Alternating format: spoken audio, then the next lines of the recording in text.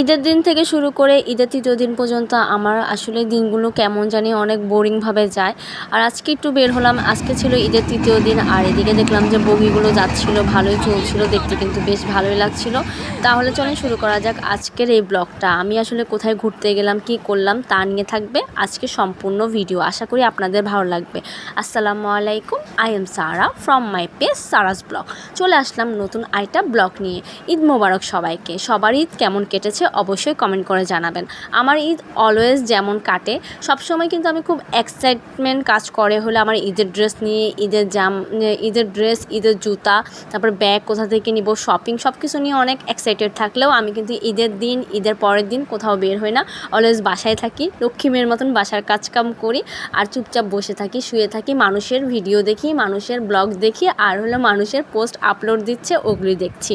এই বছর দেখলাম সবাই কাপেল হয়ে গেল, জামাইয়ের থেকে ঈদি নিচ্ছে, কত কিছু নিচ্ছে, জামাইয়ের সাথে ছবি তুলে দিচ্ছে, ভিডিও বানাচ্ছে।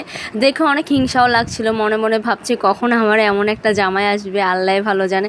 তারপর মেহেদি লাগাচ্ছে, তারপর মেহেদির রং গাঢ় হচ্ছে, জামাইরা নাকি অনেক ভালোবাসছে। এইসব পোস্ট দেখে মনে হয় ঈদের তৃতীয় দিন আমি পার করেছি।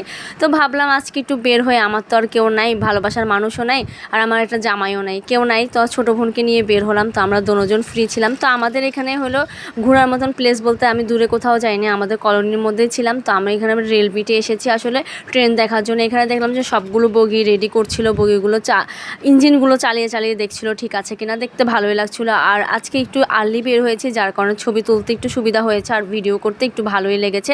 আর সূর্যের কারণে অনেকগুলো ভিডিও কিন্তু একটু কালো কালো এসেছে, বুঝলাম না। আর এখানে নারকেলের গাছগুলো এক সারিতে দেখতে কিন্তু বেশ ভালোই লাগে। আপনাদের কাছে কেমন লাগছে জানি না, বাট আমার কাছে বেশ ভালোই লাগছে। আর আজকের বিকালটা কিন্তু সেই লেভেলে বাতাস ছিল, কোনো গরম ছিল না, ভালোই লেগেছে আজকে হাঁটাহাঁটি করে। অনেক দিন পর বের হলাম, মানে ঈদের তৃতীয় দিনে বের হয়েছি। আর নর্মাল একটা ড্রেস পরে বের হয়েছি, এটা কিন্তু আমার ঈদের ড্রেস না। আমার ঈদের ড্রেস বলতে গেলে তেমন একটা পরা হয়নি, এখনও পর্যন্ত আমি কোথাও ঘুরতেই যাইনি, যার কারণে পরা হয়নি। আর আমার ফ্রেন্ড সার্কেলটা বলতে গেলে সবাই বিজি, অনেকেই দেখা গেছে শ্বশুরবাড়িতে আছে, অনেকে গ্রামে গিয়ে ঈদ করেছে, আর যারা সিঙ্গেল আছে তারা হলো সবাই ফ্যামিলি নিয়ে বিজি আছে। শুধুমাত্র মনে হয় আমি একমাত্র বেকার বসে আছি। কখন যে অফিসটা খুলবে, তারপর আবার চলে যাব অফিসে, আবার লাইফ শুরু হয়ে যাবে, বিজি লাইফ। তো চিন্তা করলাম আজকে একটু ঘুরে আসি। আর কোথায় ঘুরবো, দূরে কোথাও যেতে আসলে ভালো লাগে না একা একা। এখন দেশের যে অবস্থা, কোথাও একা একা ঘুরতেও ভয় লাগে। ছেলে মানুষটা একা ঘুরলে তাও মনে হয় যে তাও ভালো আছে, বাট মেয়েরা একা ঘোরাটা আমার সেফ মনে হয় না। তো আবার দুইজন মেয়ে মিলে ঘুরতেও ভয় লাগে। তো আমি আর আমার ছোটো বোন হলো কলোনির মধ্যে ঘোরাঘুরি করছিলাম। তারপরে এলে এখান দিয়ে আরেকটা বগি যাচ্ছিলো, দেখতে কিন্তু বেশ ভালো লাগছে। এখানে অনেকগুলো ছেলে বগির ভিতরে চড়তেছিল। আগে জানলে আমরা বলতাম যে আমাদেরকে উঠানোর জন্য, আমরা একটু চড়ে দিয়ে দেখতাম, ভালোই লাগতেছিল দেখতে। মিস করলাম এই জিনিসটা। তারপর হলে এখানে পরিবেশটা কিন্তু একটু গ্রাম্য গ্রাম্য টাইপের পরিবেশ লাগে আমার কাছে। মানে এই সাইডে গরু আছে, তারপরে এই সাইডে হলে পুকুর ছিল। এই যে আমার আপুর বেবিদের জন্য ভালো করে গরুর ভিডিও করে নিয়েছি, যাতে ওদেরকে দেখাইতে পারি। এখানে অনেকগুলো গরু আছে, এই খামার থেকে দুধ দেয় আর কি, ওরা কলোনির মধ্যে দুধ দেয়, এর আগেও আমরা নিয়েছি। তারপরে এখানে হলো অনেকগুলো শাকের গাছ, অনেক কিছুই আছে বলতে গেলে এখানে। তো এখানে হাঁটতে হাঁটতে আমরা সামনে এগিয়ে যাচ্ছি। তারপরে হলো আমরা হলাম একবারে বের হয়ে যাব। তো বের হইতে হইতে আরও সামনে আগায় যাচ্ছি। আর এখানে রেল লাইনে ছবি তুলতে, তারপরে ভিডিও করতে কিন্তু বেশ আমার কাছে ভালোই লাগে। আর ছবিগুলো, ভিডিওগুলো কিন্তু বেশ সুন্দরে আসে। তো এখানে দুই সাইডে কিন্তু পুকুর পাড়, আর মাঝখানে হলো রেল লাইন, দেখতে কিন্তু বেশ সুন্দর।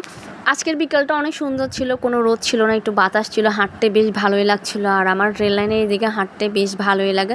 তো হাঁটতে হাঁটতে দেখলাম যে এখানে একটা সিট বসা, দেখেন এখানে অনেকেই বসে থাকে সিটে। তারপরে চলে আসলাম 12 নম্বর রোডটাতে। এই রোডটাতে এই রাস্তাটা এত বড় করেছে, দেখতে ভালোই লাগে। আবার এখানে দেখলাম যে একটা রেস্টুরেন্ট টাইপের একটা ফুডের দোকান দিয়েছে, এইটা নতুন করেছে, কোনো সময় দেখিনি। তারপরে হাঁটতে হাঁটতে আরেকটা জায়গায় যাব। এই মসজিদে কিন্তু আমি কোরআন শরীফ খতম দিয়েছি। এখন আপনাদের সাথে সুন্দর একটা জায়গা আপনাদের সাথে শেয়ার করব। এই জায়গাতে হলো আমরা ছোটোবেলায় অনেক পোলিও খেতাম, আমার ছোটো বোনকেও নিয়ে এসেছি পোলিও খাওয়ানোর জন্য। আমি নিজেও ছোটোবেলায় অনেক পোলিও খেয়েছি এখানে এসে।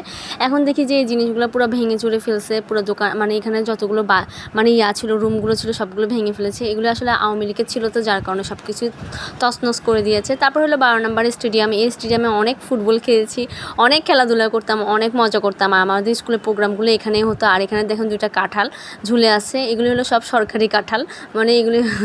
তারপর হলো আমরা এখানে যেতে চেয়েছিলাম সুইমিং পুলে, বাট এখানে যেতে দেয় নাই। তো আজকের এই ভিডিওটা এই পর্যন্ত, ভালো থাকবেন সবাই।